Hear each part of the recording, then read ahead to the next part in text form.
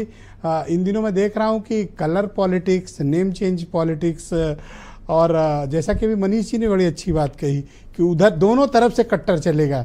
आप क्या मानते हैं कि आने वाले वक्त में यूपी की पॉलिटिकल सिनेरियो कैसा रहेगा?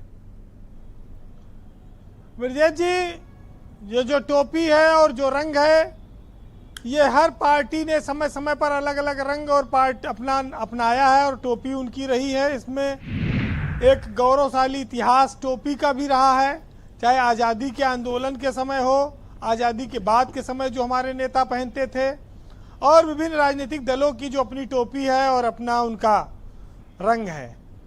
लेकिन भारत में टोपी भारतीय परिधान का एक अहम हिस्सा है और सफ़ेद टोपी आज़ादी के समय से गांधी, नेहरू से लेके इस देश के बड़े बड़े नेता हमेशा पहनते आए हैं। उनकी टोपी सफ़ेद होती थी। सपा ने लाल टोपी बनवाई।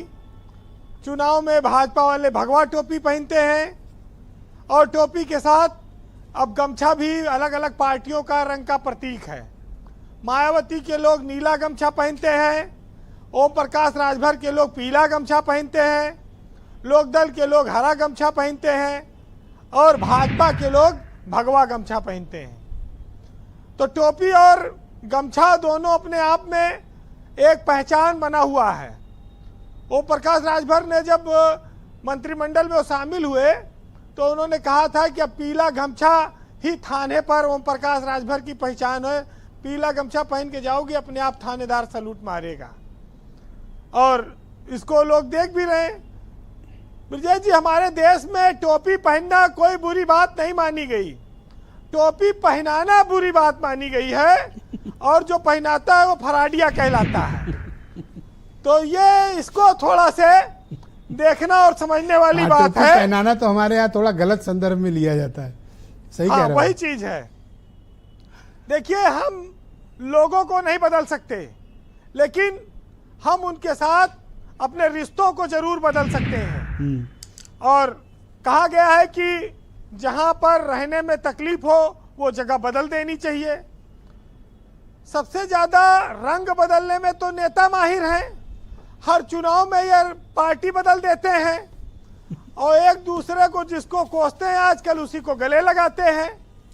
और जिस रंग को आज ये खराब कर रहे हैं, जिस टोपी को, उसी टोपी को फिर वो वहां से आए हुए लोगों का महिमा मंडन भी होता है।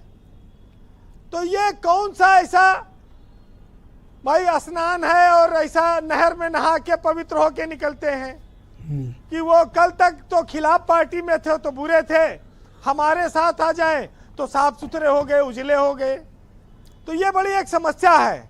वैसे इस देश में मुंबई का नाम बदल के मुंबई हुआ, कलकत्ता का नाम बदल के कोलकाता हुआ, तमाम सारे हर सरकारों में रेलवे स्टेशनों के नाम बदले गए। लखनऊ में अंबेडकर पार्क का नाम बदला गया। मायावती आई तो उन्होंने जिलों के नाम बदले। अखिलेश यादव ने भी जिलों के नाम बदले। योगी ने फैजाबाद का नाम बदल के अयोध्या कर दिया। इलाहाबाद का नाम बदल के प्रयागराज कर दिया। बहुत सारी चीजें बदलती रही। स्टेशन दीनदयाल उपाध्याय हो गया, बनारस का मुगल सराय, बहुत सारी चीजें बदली गई हैं।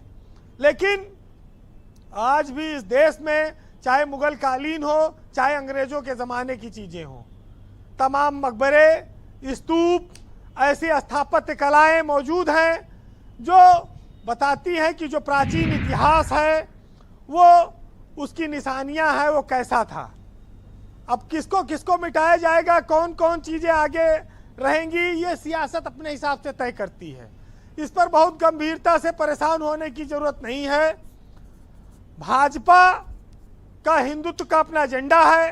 वो हिंदुओं के धर्म गुरुओं के नाम पर, देवी देवताओं के नाम पर बदलाव कर रहे हैं।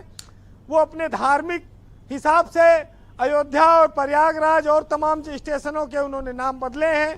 तो ये उनके जो समर्थक हैं, उनकी जनता है, उनको खुश करने के लिए बदला है और ये बदलाव होता रहेगा। लेकिन टोपी वाले हमेशा, कांग्रेस में तो लोक सेवा दल भी है, वो सब भी सफ़ेद टोपी लगाते हैं। हर तरह की टोपी का अलग अलग हिसाब किताब है। लेकिन राजनीतिक दलों से अगर कोई सबसे ज्यादा ब्रजेश जी प्रभावित हुआ तो वसीम रिजवी हुए, जिन्होंने अपना ही नाम बदल के जितेंद्र त्यागी रख लिया। इससे बड़ा उदाहरण कहीं नहीं मिलेगा कि जिस तरह का बदलाव उन्होंने महसूस किया। वैसे आपके पास भी एक से एक बिरले उदाहरण रहते हैं। वैसे कई बार हम लोग सोचते हैं कितना भी पढ़ के आए, लेकिन आप जैसे उदाहरण नहीं होते किसी के पास। देखिए ये सच्चाई है, हम लोग भूल जाते हैं, मैं उनको याद दिला देता हूं। नहीं, ठीक करते हैं आप। वैसे आज हम सबको मिलजुल कर कुछ चीजों पर बदलाव करने की जरूरत है। जो बेरोजगारी का रंग है, जो महिला उत्पीड़न के रंग हैं, जो जनता के साथ यातायात और मूलभूत सुविधाओं के रंग हैं, इनको बदलने की जरूरत है। जो तस्वीरें हम देखते हैं, बाकी तो सियासत अपने हिसाब से फेरबदल करती रहेगी, लेकिन ये देखना होगा कि किसका कर्म कैसा है, क्योंकि योग्यता हमेशा कर्म से ही पैदा होती है।